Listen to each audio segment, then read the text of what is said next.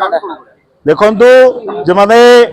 FM autonomous college रे जो भली समीर साहू से ही भली जीएम यूनिवर्सिटी रे एजुकेशन विभाग रो जड़े अध्यापक गोपीकांत सुना जड़े बीएड सेकेंड इयर रो भौणी को माने विवाह प्रतिश्रुति दे शारीरिक संपर्क रे आसीतिले एवं परवर्ती समय रे से अन्य झियो मानक अन्य छात्री अन्य भौणी मानक सहित एभलिया करियारो जेतेले से तांको विरोध कला से छात्री तो तांको परवर्ती समय से मानसिक यौन एवं शारीरिक प्रताड़ना देइछंती जहा विरुद्ध रे से भौणी जनक आज महिला थाना रे एतला दैतला किंतु एजाए माने